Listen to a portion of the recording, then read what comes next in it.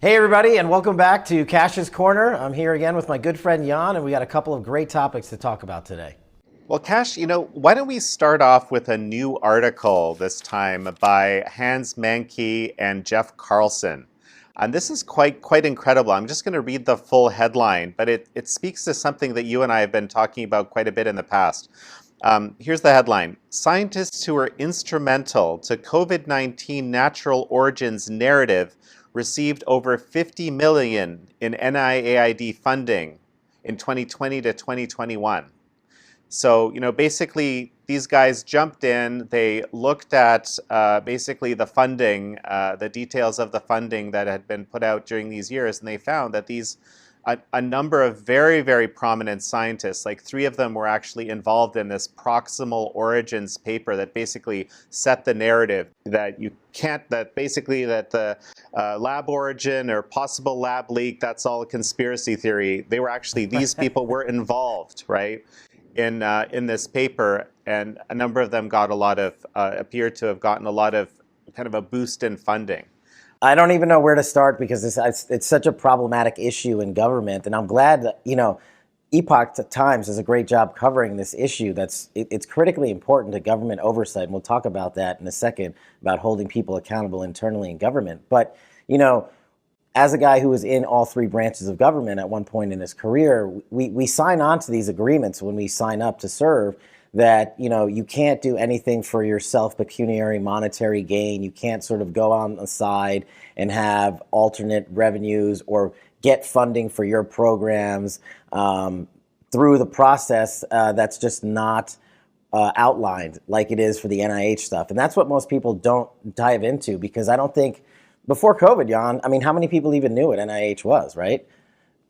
I had heard of it, and I knew they were doing, lots of things in the medical field, but we just never pressed on these matters. And I thought it was something, these conflict-free funding streams were, I thought, supposed to be everywhere in government, but it seems that's not the case. And I'm glad you brought up this article. And, there's a whole host of parameters I'd like to get into on this stuff. Well, no, and absolutely. And the thing is, we don't know the reasons exactly that they got these funding increases. It's just that I think what this brings to light is that this is something that should be investigated, that should be looked at.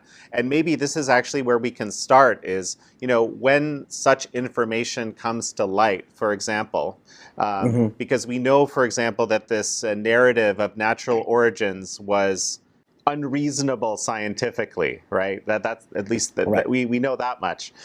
And so what happens in this sort of situation where you see this, kind of curious timing correlation, so to speak?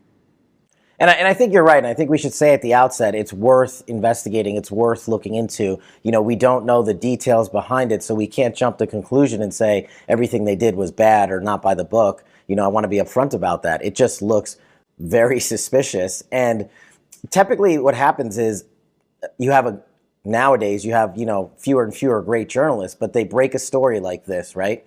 And that's how it gets on people's radars. And then you and I talk about it and it gets out there and other people start to take notice and say, wait a second, this doesn't smell right. These are people in government that were not elected, but nominated to serve in these positions.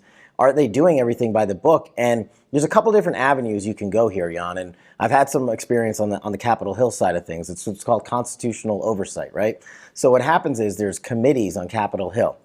There's the Banking Committee, the Foreign Relations Committee, Finance Committee, and in this instance, there's committees related to not just COVID, but also just medical funding, research, grants, and things like that. That's where Congress legislates the funding because it has to come from Congress. There has to be a law or a rule passed in Congress and a budget so that this money can be spent accordingly to that law. What happens is a lot of these committees then look at how that money was actually spent. Did it go to the legislated purpose? Did it go to the reason why that funding stream was created? And what happens is the committees have these subcommittees, not to get into too much of the weeds, but they start taking a look at these things when news breaks and say, wait a second, how did these guys get $50 million in funding, in such a short turnaround? That's moving a lot of money in federal government for something as important as COVID origins and treating COVID and things like that. So that's one aspect of it. We can get into others, but I don't know that I've seen Congress take this mantle up to dive into this funding stream, and I hope they will. But as you know, there's limited bandwidth in D.C. these days on Capitol Hill. Well, and so, obviously this is all from these FOIA requests, right? Looking at emails and then looking at and corresponding funding that was allotted. In one case that's actually, I think, quite notable that they can I just stop you? Sorry, I didn't want to interrupt, but you brought up a great point, Jan, that I didn't even get into. FOIA, for people that don't know what that is, for our audiences, Freedom of Information Act. It was a federal statute that was passed by Congress years and years ago. And the purpose of it is because there's not supposed to be any secrets in government from its citizenry, apart from classified information, and that's a whole different deal in terms of the national security apparatus. But the FOIA Act and legislation was passed so journalists, everyday Americans from across the country can go and write to their government and say, I want the pages and documents related to the funding of this research. I want the pages and documents from the Department of Justice, from the FBI, from the Department of Agriculture, from senior leadership in government. So here's one of the things they found. And this is really interesting because three of the guys were on this February call with Dr. Fauci themselves. They had expressed sort of, significant probability likelihood that this was a lab origin or lab leak.